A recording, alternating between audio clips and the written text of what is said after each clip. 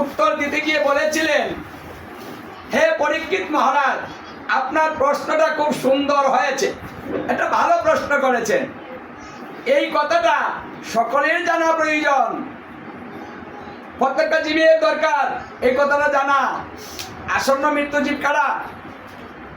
আমরা সবাই। আমাদের মৃত্যু কিন্তু আসন্ন। পারবে কি গো? কেউ যদি বয়ে বয়ে ঘরে বসে থাকেন, তাহলে আপনাকে ছেড়ে দিবে না। তাহলে যে আপনাকে ছাড়বে না, এটা হবে, তাকে নিয়ে ভয় পাওয়ার প্রয়োজন কি? মৃত্যু ভয় দূর করতে হবে। এটা দ্বিতীয় কর্তব্য হলো, কারো প্রতি যেন কোনো মমত্ববোধ না থাকে। পৃথিবী থেকে কারো প্রতি যেন মায়া না থাকে, মায়াগুলা সরাও। কারো প্রতি কোনো মায়া করো না, এটা হলো দ্বিতীয় কর্তব্য। কারণ মায়া যতবার করবেন ততবার জন্ম হবে। কারো প্রতি অধিক মায়া দেখাবেন না। অধিক মায়া দেখাবেন, নিজের সর্বনাশ ডেকে আনবেন। আপনি যাকে মায়া দেখাবেন, আপনি নিজে তা হয়ে জন্মগ্রহণ করবেন। মায়ার এই কাজটা হবে, যাকে বেশি ভালোবাসবেন পরজন্মে নিজেই তা হবে। তাই জন্ম বাড়তে থাকবে, জন্ম যেন না বাড়ে তার জন্য মায়াটা দূরে সরাও। তৃতীয় কর্তব্য, সদা সর্বদা গোবিন্দের চরণে আত্মসমর্পণ করে থাকো। মানে এটা সব সময়। আজকে পাঠে আসলাম, একটু শুনলাম, ভক্তি দিলাম, চলে গেলাম, তা না। বলছে এটা সব সময় থাকবে। এটা মনের ভক্তি। হাঁটবেন, ওটা চলতে থাকবে।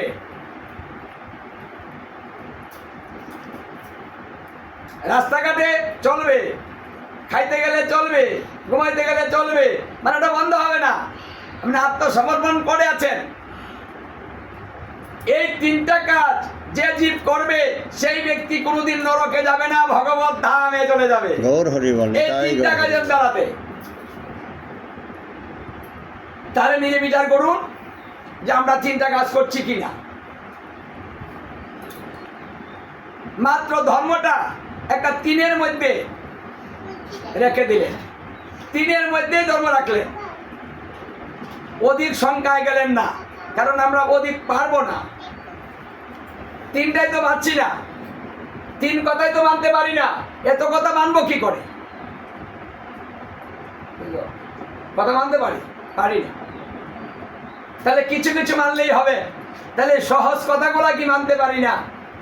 গীতা ভাগবত থেকে কিন্তু একটা কথা শিখতে পারি না। এই কথাগুলো শিখে নিজের জীবনে পালন করতে পারি না।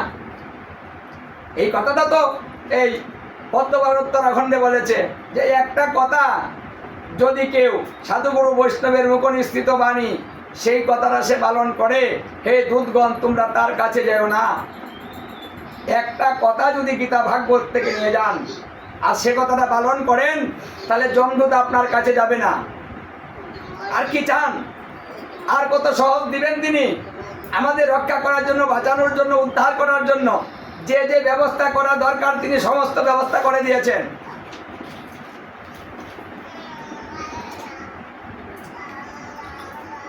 এখন আমরা যদি না মানি তাহলে আমরা বোকা। আমাদের জ্ঞান নেই এবং স্বীকৃতি নেই। কারণ কলিকালে স্বীকৃতি না থাকলে ভালো কিছু করা যায় না। যারা পূর্বজন্মে স্বীকৃতি করেছে তারা এই জন্মে প্রসাদ বুঝি হয়েছে। এটা দুই এক জন্মে হয় না, বহু জন্মে স্বীকৃতি নিয়ে বৈষ্ণব হয়। সোজা কথা নয় কিন্তু। আমরা বলেন না 2 দিনে কি করে হইল, হঠাৎ করে হয়ে গেল, কি কথাগুলো হয় না? এত এত খাইলো, হঠাৎ করে হইল কেমনে? না, এটা এখানে এই জন্মের নয়, পূর্ব জন্মে করে এসেছে। সেই স্বীকৃতির কারণে হঠাৎ করে হয়ে গেল।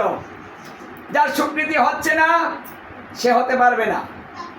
এই কথা নারদ মুনি বলেছেন, হে যুধিষ্ঠির মহারাজ, যারা বহু জন্ম জন্মান্তরে পুণ্য সঞ্চয় করে এসেছে, কলিকালে তারা কৃষ্ণ ভজন করিতে পারিবে, সদ্গুরু আশ্রয় গ্রহণ করিতে পারিবে, গীতা ভাগবত শ্রবণ করিতে পারিবে, বাড়িতে বৈষ্ণব সেবা দিতে পারবে, নামে রুচি হবে, সাধুগুরু বৈষ্ণব দেখলে শ্রদ্ধা ভক্তি হবে, মহাপ্রসাদে ওদের বিশ্বাস হবে, নামে তাদের রুচিও হবে। এগুলো সুকৃতির ফল, যাদের নাই তারা পারিবে না।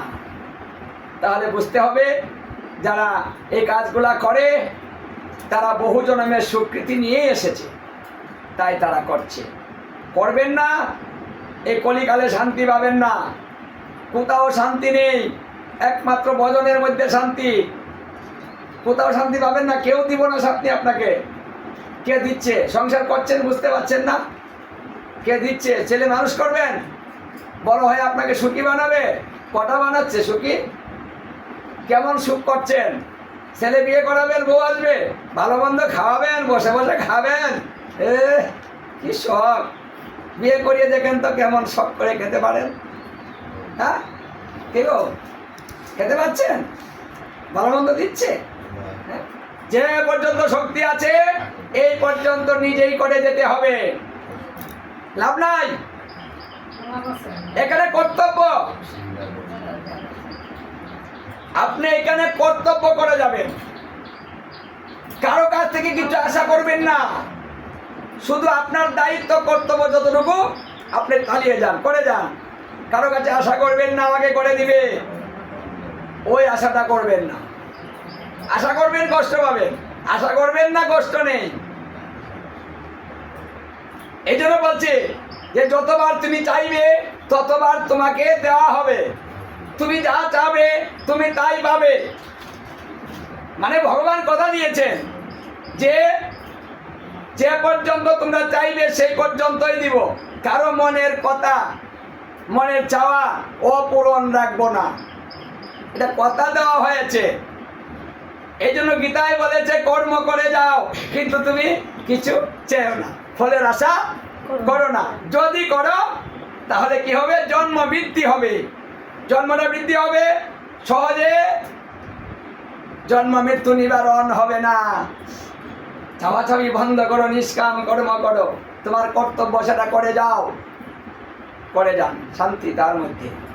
ভগবান শ্রীকৃষ্ণ ভাগবতে দ্বাদশ স্কন্ধে উদ্ধবের কাছেও এই কথাটাই বলেছেন, এই উদ্ধব, সংসারে যারা আছে অনেক কিছু সহ্য করতে হবে, তারা তখনই সুখী হবে যখন সমস্ত কিছু নিজে সহ্য করে নিতে পারে। মানুষ জ্বালাবে, কষ্ট দিবে, আঘাত করবে, এটা এখানের ধর্ম, মানে সংসারের ধর্মটা, ওটা করেই যাবে। কিন্তু তুমি সাবধান হও, মনটাকে স্থির করো, ধৈর্য বাড়াও, ওর কথা তুমি মনে ধারণ করো না, মনে রেখো না। যখন যেটা বলবে ভুলে যাও। আমাদের কষ্ট কোন জায়গায়? আমরা ভুলতে পারছি না এই জায়গায়। আচ্ছা, কেউ যদি কষ্ট দেয়, কেউ যদি বলে তোর পা ভেঙে ফেলবো, বলে না গো, গালি দেয় না এইভাবে। আচ্ছা, যখন ও কথাটা বলে তখন কি আমাদের পায়ের মধ্যে আঘাত লাগে? কোথায় লাগে আঘাত? পা ভেঙে ফেলবে, পায়ের মধ্যে আঘাত নেই, আঘাত গেল কোথায়? মনে।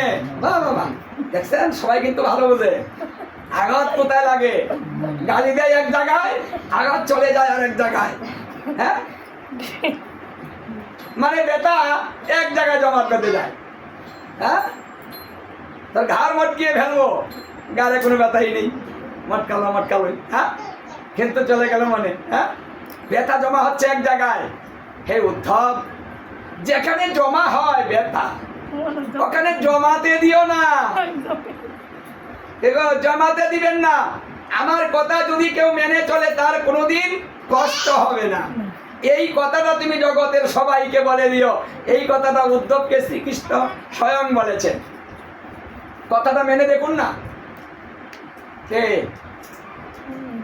উদ্ধব বলেছিল, তাহলে যে আমাকে কষ্ট দিল তার বিচারটা কি হবে? কি গো, আমরা বিচার চাই না? আমাকে কষ্ট দিল, কথা বললো, এত বড় গালি দিল, বিচারটা করেন তো।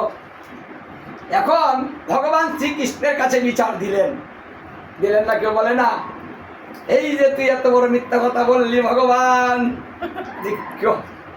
ভগবান সূর্য তুমি কি বলি না, বিচার করো। উনি বিচার করবেন না। কেন করবেন না? আরে উদ্ধব যখন প্রশ্ন করেছে, উদ্ধবের প্রশ্নের উত্তরের মধ্যে এই কথাটা তিনি বলে দিয়েছেন। উদ্ধব বলেছে, আচ্ছা কেউ যদি আমাকে কষ্ট দেয়, আঘাত করে, তাহলে তার পাপ কতটুকু হবে, তার দোষ কতটুকু হয়? শ্রীকৃষ্ণ বললেন তার কোনো দোষ হয় না। উদ্ধব বলল, এটা কেমন কথা? আমাকে গালি দিল, কষ্ট দিল, ওর দোষ হবে না, বিচার হবে না? বলছে না, হবে না। ওর কোনো দোষই নাই। দোষ কার? বলছে দোষ তোমার। বলছে বাহ, গালি দিবে একজন আর দোষ হবে আমার। আচ্ছা এটা কেমন বিচার গো? বলছে দেখো, ও গালি দিল, তুমি যদি মনে কিছু না করো তাহলে তোমার কষ্টটা কোথায় আসবে?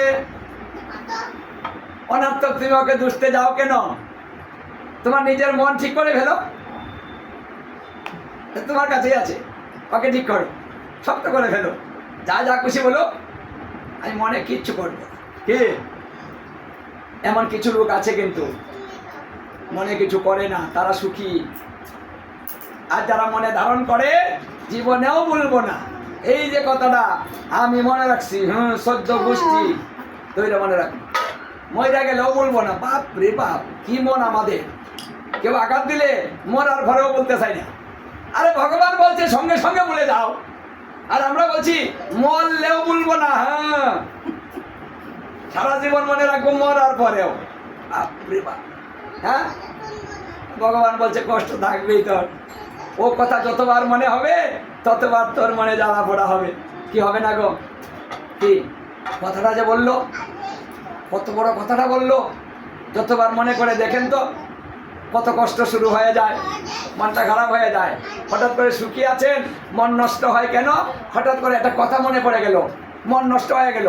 কি গো, কি হলো? আর বলল না, এটা কথা মনে পড়ে গেল, আর কষ্ট। ওই কথা মনে পড়ার সঙ্গে সঙ্গে কষ্ট শুরু হয়ে গেল। বাহ, কেন মনে করেন? কেন কষ্ট আনেন? হরে কৃষ্ণ। তাই সব কিছু বলে যাবেন, সংসারে শান্তি পাবেন, ভালো থাকবেন। ভগবানের কথা মানি। এই সুদুর্লভ মনুষ্য